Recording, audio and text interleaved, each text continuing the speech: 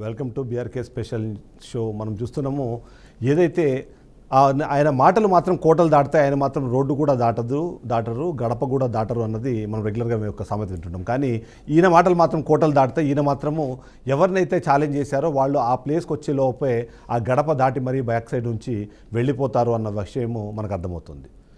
మీ అందరికీ తెలుసు, BRK news గత కొంతకాలంగా విద్యుత్ శాఖలో జరుగుతున్న స్కాములు కానివ్వండి, అవినీతి కానివ్వండి, అవకతవకలకు సంబంధించి ఎప్పటికప్పుడు ఎక్స్పోజ్ చేసే ప్రయత్నం చేస్తూనే ఉంది. అంతేకాకుండా అక్కడ జరుగుతున్న అవకతవకలకు సంబంధించిన ఆధారాలు చూపిస్తూ ప్రశ్నించే ప్రయత్నం చేస్తూనే ఉంది.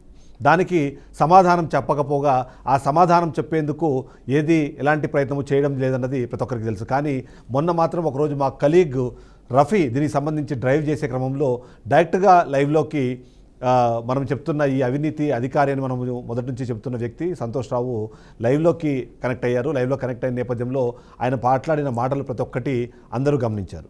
అందులో ముఖ్యంగా చూస్తే తాను ఎలాంటి తప్పు చేయలేదు, చాలా నిజాయితీగా వ్యవహరిస్తున్నాను, అక్కడ జరుగుతున్న తప్పులకి కారణాలు వేరే, లేకపోతే అక్కడ తప్పులు జరగట్లేదు అనే విధంగానే తను బుకాయించే ప్రయత్నం చేశారు. కానీ మా కలీగ్ వేసిన చాలా ప్రశ్నలకు తన సమాధానం చెప్పకుండానే తప్పించుకునే ప్రయత్నం చేశారు. అంతేకాదు, గతంలో నేను కూడా ఒకసారి ఆయన లైవ్లో మాట్లాడినప్పుడు నేను బిజీగా ఉన్నాను, మళ్ళీ కాల్ చేస్తాను అని చెప్పి పెట్టేశారు. కానీ ఆ తర్వాత ఒక్క సందర్భంలో కూడా నా ఫోన్ ఆన్సర్ చేయని సిచ్యువేషన్ ఉంది.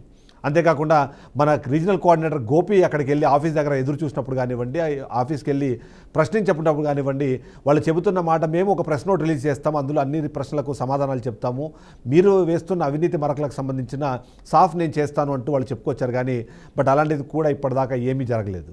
అయితే మరొక బ్రేకింగ్ న్యూస్ అయితే మనం ఇక్కడ చూడాల్సిన అవసరం ఉంటుంది. ఇప్పటికే మనము ఏదైతే 343 కోట్ల రూపాయల టెండర్లలో అవకతవకలు జరిగాయి, అన్యాయం జరిగే అవకాశం ఉందని మనం చెప్పామో, వాటికి సంబంధించిన టెండర్లను మొన్న ఓపెన్ చేశారు. ఎల్ఓఏ కూడా లెటర్ ఆఫ్ యాక్సెప్టెన్సీ కూడా ఇచ్చినట్టుగా మనకు సమాచారం ఉంది. కానీ దాన్ని బయటికి పొక్కకుండా, ఆ డాక్యుమెంట్స్ బయటికి రాకుండా పూర్తి స్థాయిలో తొక్కిపట్టి మరి ఆ టెండర్ను వాళ్ళు అనుకున్న తమ అనుచరులకి, తన అన్నయ్యలకే అప్పచెప్పే ప్రయత్నం అయితే పూర్తి అయిపోయినట్టుగా మనం చెప్పాల్సిన అవసరం కనిపిస్తుంది. ఓవరాల్గా చూస్తే ఎవరైతే మనం మాట్లాడుతున్నామో దీనికి సంబంధించి విద్యుత్ శాఖలో ఉన్నతాధికారిగా ఉన్న విజయానందన్ బదులు ఈ సంతోష్ రావు మొత్తం ఈ 343 కోట్లకు సంబంధించిన టవర్ స్కామ్ను మనం ఎక్స్పోజ్ చేసిన తర్వాత ఎప్పటికప్పుడు దాన్ని బుకాయించే ప్రయత్నం చేశారు. సమాధానం అడిగితే ప్రశ్నలకు ఆ సమాధానం చెప్పకుండా పారిపోయే ప్రయత్నం చేశారు. అది మరొకసారి కూడా రిపీట్ అయిన సిచ్యువేషన్ ఉంది. ఒకసారి మొన్న మా రఫీ దీనికి సంబంధించి మాట్లాడినప్పుడు ఆయన ఏం మాట్లాడారో ఒకసారి చూడాల్సిన అవసరం ఉంటుంది. ఎందుకంటే ఆయన ఒక ఛాలెంజ్ చేశారు, వీలైతే రండి, నేను మీకు దానికి సమాధానం చెప్తాను, మీరు అడిగే ప్రతి ప్రశ్నకు నా దగ్గర సమాధానం ఉంది, మీరు వేసే ప్రతి ఆరోపణకి, మీరు చేసే ప్రతి ఆరోపణకి నా దగ్గర సమాధానం ఉంది అని చెప్పారు.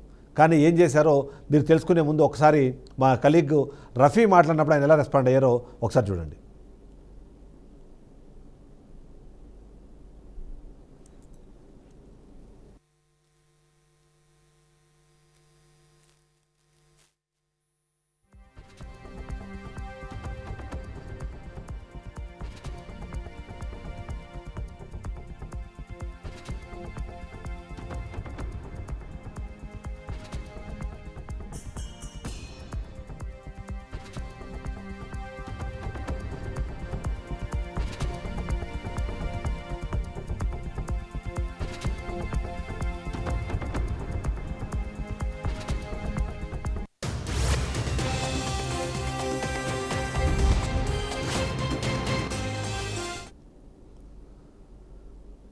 ఈ స్కామ్కు సంబంధించి మొదటి నుంచి కూడా మనం చాలా కూలంకషంగా, చాలా క్లియర్గా అసలు అక్కడ ఏం జరుగుతోంది, ఆ జరిగే క్రమంలో ఎలాంటి అవకతవకలకు అక్కడ ఆస్కారాన్ని క్రియేట్ చేశారన్నది మనం చెప్పే ప్రయత్నం చేశాం. అందులో ముఖ్యంగా అవసరం లేని చోట టవర్ల నిర్మాణం అన్నది మొదటి అంశంగా మనం చూడాల్సిన అవసరం ఉంది.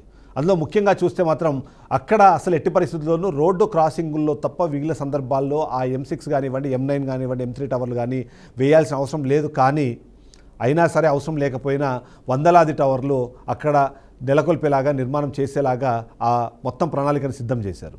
వాటికి అనుకున్న ధర కన్నా ఎక్కువ ధర చెల్లించేలాగా ఆ రేట్లు ఏవైతే ఉన్నాయో ధరల పట్టీలో అక్కడ ఏపీఆర్సీ ఇచ్చిన కాస్ట్ డేటాతో సంబంధం లేకుండా వీళ్ళు మరొక కాస్ట్ని అక్కడ ఇన్కర్ చేస్తూ దాన్ని కంప్లీట్ చేసే ప్రయత్నం చేశారు. ఇక వాళ్ళు అనుకున్నట్టుగా 3 కంపెనీలు మాత్రమే అందులో పాల్గొనేలా, ఆ 3 కంపెనీలకు సంబంధించిన క్వాలిఫికేషన్ని ఎలిజిబిలిటీగా మార్చి తద్వారా కేవలం వాళ్ళు అనుకున్న కంపెనీకి మాత్రమే వచ్చేలాగా మొత్తం కథనాన్ని నడిపించిన తర్వాత ఫైనల్గా ఎల్ఓఏ అయితే ఇచ్చారు. ఆ ఎల్ఓఏ ఎవరికి వచ్చింది అన్నది కూడా నేను త్వరలోనే రివీల్ చేయబోతున్నాను. ఏదైతే సంతోష్ రావు గతంలో బీఆర్కే న్యూస్కి లైవ్లో వచ్చిన తర్వాత ఆయన చేసిన ఛాలెంజ్, ఆయన విసిరిన ఛాలెంజ్ ఏంటంటే, రండి మీరు చెప్పే ప్రతి ప్రశ్నకి నా దగ్గర సమాధానం ఉంది, మీరు వేసే ప్రతి ఆరోపణకి నా దగ్గర సమాధానం ఉందన్నారు. కానీ ఆయన ఆ సమాధానం మాత్రం చెప్పలేకపోయారు. నిన్న మా ప్రతినిధులు హైదరాబాద్ నుంచి తిరుపతి దాకా వెళ్ళారు. ఎందుకంటే ఆయన చెప్పినట్టుగా నిజాయితీపరుడైన ఆఫీసర్ అయితే, మేము చెప్పినవన్నీ అబద్ధాలైతే, ఆయన చెప్పినట్టుగా ఆయన ఎలాంటి అవినీతికి పాల్పడకుండా, ఆయన ఎలాంటి అక్రమాలకు తావివ్వకుండా మొత్తం టెండర్ల ప్రక్రియ నడిపించడం కానివ్వండి, ఆయన ఆ సీఎండీ హోదాలో ఉండి చేస్తున్న కార్యక్రమాలు సాదాసీదాగా ఉంటే అసలు ఏం జరుగుతున్నాయని తెలుసుకునే ప్రయత్నం జరగాల్సిన బాధ్యత ఖచ్చితంగా బీఆర్కే చూసుకుంది. అందులో భాగంగానే ఆయన విసిరిన ఛాలెంజ్కు మేము ప్రతిగా ఆ ప్రదేశానికి మా కొలీగ్స్ని పంపించాము. మా రిప్రజెంటేటివ్స్ అక్కడికి వెళ్ళి ఆయన ప్రశ్నిద్దాము అంటే తీసుకెళ్ళి ఆయన ఒక ప్లేస్లో కూర్చోబెట్టి వెనకాల నుంచి వెళ్ళిపోయారు. అసలు ఏం జరిగిందన్న విషయాన్ని మా రీజనల్ కోఆర్డినేటర్ గోపి అందిస్తారు. ఒకసారి ఆయన మాటలు విన్న తర్వాత మన విషయం కంటిన్యూ చేద్దాం. ఏపీఎస్పీడీసీఎల్లో పెద్ద ఎత్తున అవకతవకలు జరిగిన నేపథ్యంలో అంటే సీఎండీ సంతోష్రావు గారు ఆల్రెడీ బీఆర్కే న్యూస్తో మాట్లాడడం జరిగింది. ఇవాళ మధ్యాహ్నం 2 గంటలకి ఆయన నేరుగా అంటే మా బీఆర్కే న్యూస్ బృందాన్ని ఇక్కడికి రావాలంటూ కూడా విజ్ఞప్తి చేయడం జరిగింది. అయితే జరిగినటువంటి భారీ కుంభకోణానికి సంబంధించి వాస్తవాలన్నింటినీ కూడా అంటే ప్రజల ముందు పెట్టడానికి బీఆర్కే న్యూస్ ప్రయత్నం చేస్తుంటే ఎక్కడా కూడా కుంభకోణం జరగలేదంటూ కూడా సంతోష్రావు చెప్పడం జరిగింది. అయితే దానికి సంబంధించి కొన్ని ప్రశ్నలు కూడా బీఆర్కే న్యూస్ సంతోష్రావుకు ఇవ్వడం జరిగింది. దానికి సంబంధించి ఆయన కూడా దానిపైన పూర్తిగా కూడా అంటే లిఖితపూర్వకంగా ఇస్తాను, అదేవిధంగానే వీడియో రూపంలో కూడా ఇస్తాను, అదేవిధంగానే మీతో కూడా అంటే బీఆర్కే న్యూస్తో కూడా మాట్లాడతానంటూ కూడా చెప్పడం జరిగింది. అయితే ప్రస్తుతానికి మనం సీఎండీ కార్యాలయం వద్ద ఉన్నాం. మనతో పాటు బీఆర్కే న్యూస్ టీం హైదరాబాద్ నుంచి వచ్చినటువంటి బృందం అంతా కూడా ఇక్కడికి రావడం జరిగింది. ఇదే ప్రధాన కార్యాలయం, సీఎండీకి సంబంధించి సంతోష్రావు గారికి సంబంధించిన కార్యాలయం. అయితే మనం వచ్చిన సందర్భంలో ఆయన వీడియో కాన్ఫరెన్స్లో ఉండి అక్కడి నుంచి కూడా నేరుగా వెళ్ళిపోవడం జరిగింది. దాని తర్వాత పిఆర్ఓ డిపార్ట్మెంట్లో మధు వీళ్ళందరూ కూడా ఆయనకి సమాచారం ఇచ్చారు. ఏదైతే సీఎండీ గారు అంటే బీఆర్కే న్యూస్లో వస్తున్నటువంటి కథనాలకు సంబంధించి ఆయనే స్వయంగా రమ్మంటేనే హైదరాబాద్ నుంచి కూడా ప్రత్యేక టీం అందరూ కూడా ఇక్కడికి రావడం జరిగింది. అయితే అంటే జరిగినటువంటి అవకతవకలు, జరిగిన ఇష్యూస్ పైన ఆయన స్పందించకుండా, ఇచ్చినటువంటి ప్రశ్నలకు కూడా సమాధానాలు ఎక్కడ కూడా చెప్పకుండా ఇక్కడి నుంచి కూడా వెళ్ళిపోవడం జరిగింది. అయితే ఇందులో అంటే ఆయన వెళ్ళిపోవడం వెనుక చాలా స్పష్టంగా కనబడుస్తుంది. ఆయన వెళ్ళిపోయారు కాబట్టి ఇందులో నిజంగానే చాలా పెద్ద ఎత్తున అవకతవకలు జరిగాయి, భారీగా కుంభకోణాలు జరిగిందనేది దీన్ని బట్టి చాలా స్పష్టంగా కనబడుస్తుంది. అంటే బహుశా ఆయన హైదరాబాద్ నుంచి ప్రత్యేక టీం బీఆర్కే న్యూస్ టీం ఇక్కడికి అనేటువంటి ఆలోచనతో బహుశా ఆయన చెప్పుండొచ్చు. కాబట్టి దీన్ని ఛాలెంజ్గా తీసుకున్నటువంటి బీఆర్కే న్యూస్ కావచ్చు, బీఆర్కే యాజమాన్యం కానీ, బీఆర్కే న్యూస్ టీం పూర్తిగా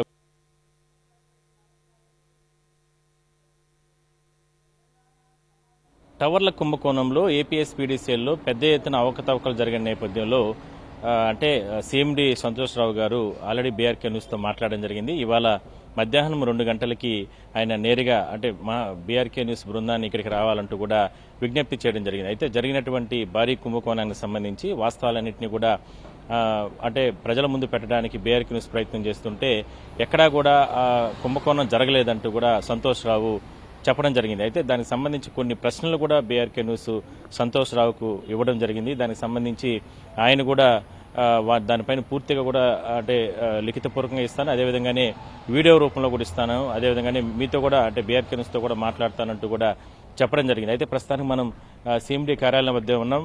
మనతో పాటు బీఆర్కే న్యూస్ టీం హైదరాబాద్ నుంచి వచ్చినటువంటి బృందం అంతా కూడా ఇక్కడికి రావడం జరిగింది. ఇదే ప్రధాన కార్యాలయం, సీఎండీకి సంబంధించి సంతోష్రావు గారికి సంబంధించిన కార్యాలయం.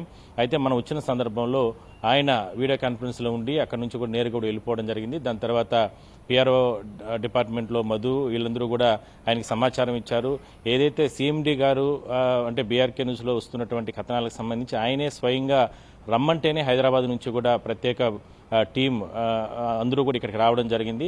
అయితే అంటే జరిగినటువంటి అవకతవకలు, జరిగిన ఇష్యూస్ పైన ఆయన స్పందించకుండా, ఇచ్చినటువంటి ప్రశ్నలకు కూడా సమాధానాలు ఎక్కడ కూడా చెప్పకుండా ఇక్కడి నుంచి కూడా వెళ్ళిపోవడం జరిగింది.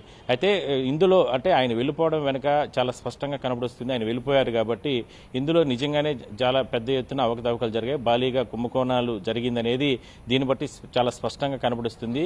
అంటే బహుశా ఆయన హైదరాబాద్ నుంచి ప్రత్యేక టీం బీఆర్కే న్యూస్ టీం ఇక్కడికి అనేటువంటి ఆలోచనతో బహుశా ఆయన చెప్పుండొచ్చు. కాబట్టి దీన్ని ఛాలెంజ్గా తీసుకున్నటువంటి బీఆర్కే న్యూస్ కావచ్చు, బీఆర్కే యాజమాన్యం కానీ, బీఆర్కే న్యూస్ టీం పూర్తిగా కూడా ఇక్కడికి వచ్చి మొత్తం కూడా ఆయన్ని వివరణ కోరే ప్రయత్నం చేశాం. అయినా కూడా ఆయన ఇక్కడ కార్యాలయంలో ఉండి కూడా ఇక్కడ నుంచి కూడా వేరే లిఫ్ట్ నుంచి కూడా వెళ్ళిపోవడం జరిగింది. బీఆర్కే న్యూస్ టీంని మిస్గైడ్ చేసి ఇక్కడ నుంచి కూడా వెళ్ళిపోవడం జరిగింది. సో మన ప్రయత్నం మనం చేశాం, ప్రజాస్వామ్యబద్ధంగా దీన్ని అంటే ప్రయత్నం చేశాం. కొన్ని కోట్ల రూపాయలకు సంబంధించినటువంటి అవకతవకలు జరిగిన నేపథ్యంలో ఇదంతా కూడా ప్రధాన కార్యాలయాలు ఇవన్నీ కూడా మనం చూడొచ్చు.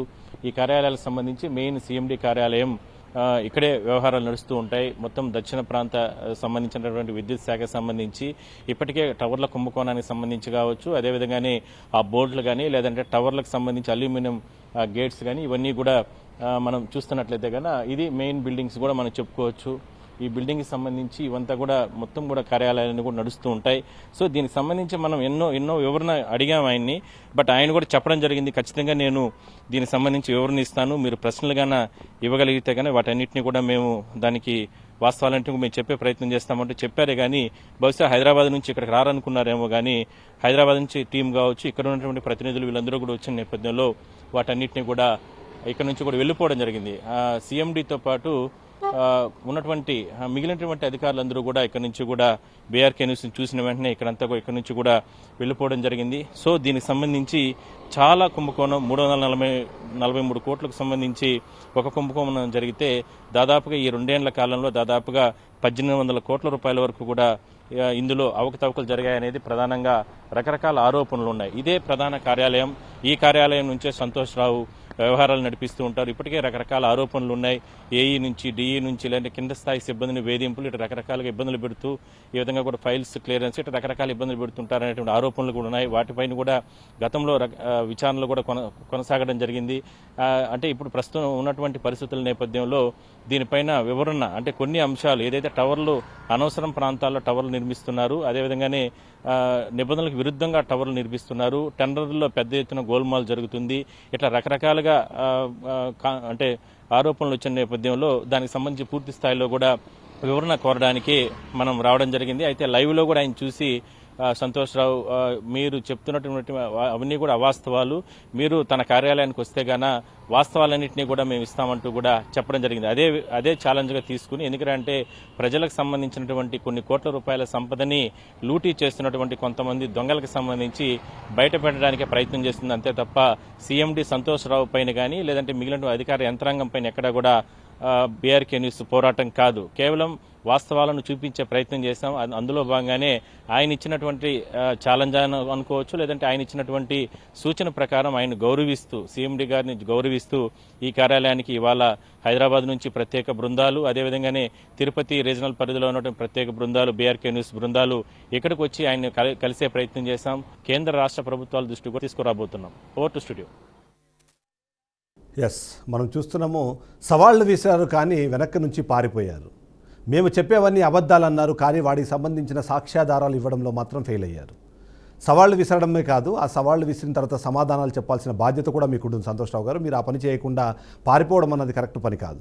అందులోనూ ముఖ్యంగా మీరే ఆహ్వానించినప్పుడు మీరు చేయాల్సిన పని సాధారణంగా లోపలికి తీసుకెళ్ళి మేము చేసిన ఏవైతే ఇప్పటిదాకా ఉన్న ఆరోపణలు ఉన్నాయో వాటన్నిటిలోనూ నిజాలేవి అబద్ధాలేవి, నిజంగా మేము అబద్ధాలే చెప్పి ఉంటే దానికి సంబంధించిన సాక్ష్యాధారాలు ఇస్తే మేము వాటిని టెలికాస్ట్ చేయడానికి సిద్ధంగా ఉన్నామని డే 1 నుంచి చెప్తున్నాం. లేదా మేము చేస్తున్న ఆరోపణలో అసత్యాలుంటే వాటి వెనక దాగున్న సత్యాలేంటో మీరు చెప్పడానికి ఒక అవకాశాన్ని కల్పిస్తామన్నప్పుడు అది కూడా మీరు వినియోగించుకోవట్లేదు. కేవలం సవాళ్లు విసరడంతోనే సరిపోదు, సమాధానాలు చెప్పేంత ధైర్యం కూడా ఉండాలి. ఆ ధైర్యం ఉన్నప్పుడు మాత్రమే సవాళ్లు విసరాలి. ఆ విషయాన్ని మీరు ఎలా మర్చిపోయారు, ఎందుకు మర్చిపోయారు అన్నది మాకైతే అర్థం కావట్లేదు. అందులోనూ ముఖ్యంగా 343 కోట్లకు సంబంధించిన అవకతవకలతో పాటు ఇప్పటికే గత 2 సంవత్సరాల్లో 1800 కోట్లకు పైగా మీ హయాంలో జరిగిన అవకతవకలకు సంబంధించి ఎప్పటికప్పుడు ప్రశ్నిస్తూనే ఉన్నాము. మీ వెనకాల ఉన్న వ్యక్తులు ఎవరు, మిమ్మల్ని నడిపిస్తున్న ఆ శక్తులు ఎవరు, మిమ్మల్ని కాపాడుతున్న ఆ ఉన్నతాధికారి ఎవరు అన్నది ప్రతి ఒక్క విషయాన్ని మేము చెబుతూనే ఉన్నాము. ఏ ఒక్క ప్రశ్నకు కూడా మీ దగ్గర సమాధానం లేదు. కేవలం లైవ్లో తెలియకుండా కనెక్ట్ అయిపోయారు కాబట్టి ఏదో బుకాయించే ప్రయత్నం చేశారు కానీ ఆ బుకాయింపు ఎక్కువ కాలం నిలవలేదు అన్న విషయం మీకు తెలుసు కాబట్టి సవాళ్ళు విసిరి రండి మీరు మా ఆఫీస్కి అన్నారు. వచ్చిన తర్వాత మీరు సాధారణంగా ఆహ్వానించకపోగా వెనకాల నుంచి పారిపోవడం ఏంటన్నది ప్రతి ఒక్కరు ప్రశ్నిస్తున్నారు. ఒక అధికారి హోదాలో ఉన్నారు మీరు. కేవలం ప్రభుత్వానికే కాకుండా ప్రజలకు కూడా సమాధానం చెప్పాల్సిన బాధ్యత ఉంటుంది. అలా ప్రజల తరఫున ప్రశ్నిస్తున్న బీఆర్కే న్యూస్కి ఎందుకు మీరు సమాధానం చెప్పలేకపోతున్నారు? ఇప్పటికే మేము కొన్ని క్వశ్చనర్స్ మీకు పంపించాము, దాని సమాధానం మీ కోసం ఎదురు చూస్తున్నాం. నిజంగా మీలో నిజాయితీనే ఉంటే మేము చెప్పినవన్నీ అబద్ధాలను, అసత్యాలను, ఆరోపణలు మాత్రమే అని మీరు నిరూపించాలి అంటే వాటికి సమాధానం చెప్పొచ్చు.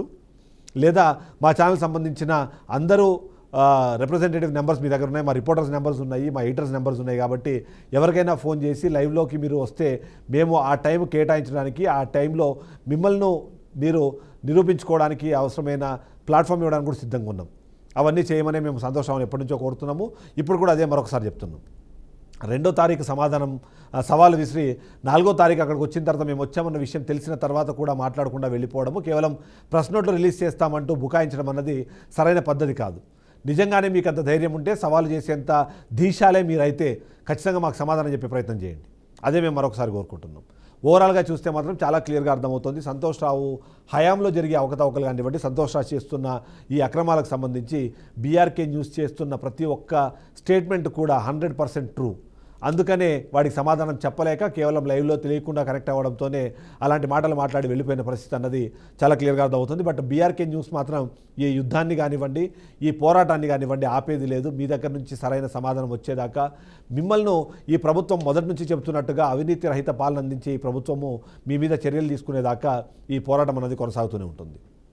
ఓవరాల్గా చూస్తే ఎవరైతే మనం మొదటి నుంచి చెబుతున్నామో సంతోష్ రావు తన అవకతవకలు, తనకు సంబంధించిన వివరాలు ఏవైతే ఉన్నాయో వాటిని ఎప్పటికప్పుడు మేము చెప్పే ప్రయత్నం చేస్తాం.